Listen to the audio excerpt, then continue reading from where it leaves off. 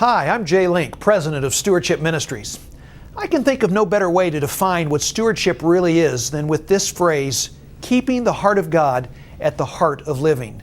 Stewardship is all about carrying out the wishes of the owner. The owner is God, and we are merely the caretakers of His property. Psalm 24:1 states it clearly, the earth is the Lord's and all it contains, the world and all who live in it. I think this encompasses everything we will ever get our hands on in this lifetime. This concept of stewardship is critically important, yet so often misunderstood. Even those who intellectually acknowledge that God owns everything do not functionally live as though He does. Let me illustrate my point by asking you to choose which of these three questions would be the best question to ask in regards to your material possessions. What do I want to do with all my wealth? Question number 2, what do I want to do with all God's wealth? And question number 3, what does God want me to do with all His wealth?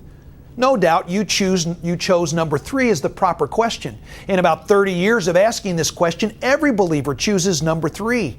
Intellectually, everyone is able to get this part of it. But practically speaking, we live as though number 2 is the right question.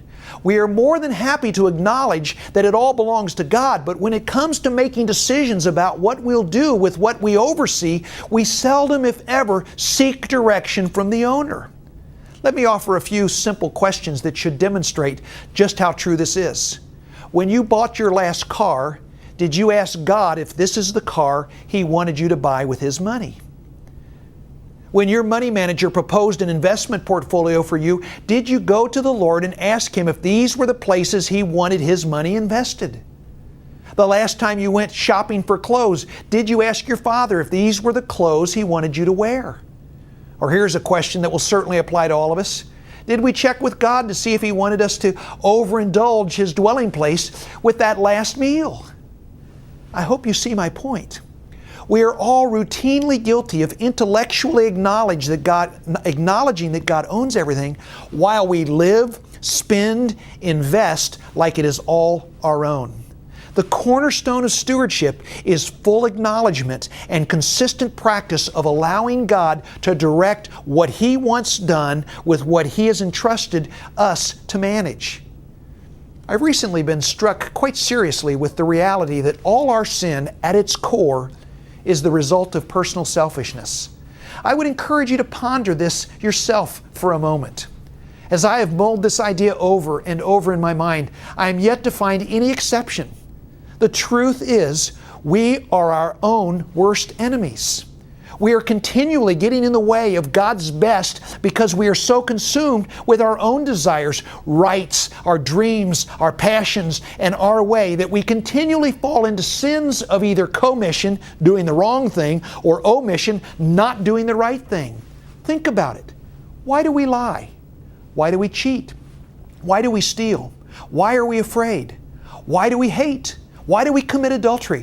Why do we lose our temper? Why do we become addicted to drugs, work, and entertainment? Why do we covet what others have? Why do we wear masks around others? Why do we not want to submit to God? I could go on, but it always circles back around to self. As the cartoon character Pogo confessed, we have met the enemy, and he is us. The reason I'm making this point is to say that our practical rejection of a life of devoted stewardship is just another example of how self gets in the way of God's best for us. We want to be in charge. We want to make decisions. We want to pull the trigger and get things done. In ignoring the reality, we are nothing more than mere low-level managers who are expected to meticulously carry out the wishes of an all-loving, all-powerful owner. And our personal will, wishes, choices, and decisions prove to be categorically irrelevant to the discussion. Someone once noted that at the center of sin is the letter I. We will always find I, self, ego, always looking out for number 1 at the center of our sin.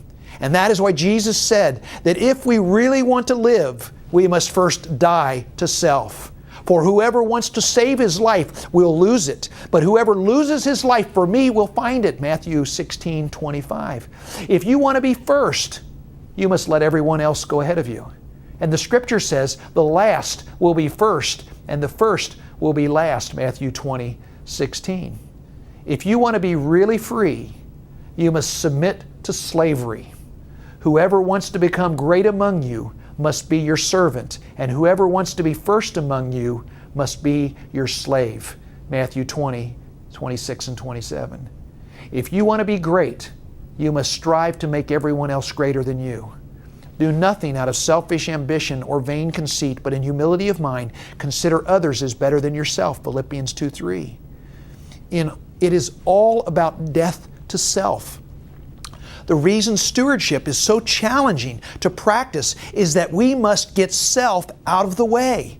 As long as we are fallen creatures with a fallen nature, we will have to wrestle daily with the lingering ghosts of our own selfishness until we someday finally shed this dirt body and move on to better things.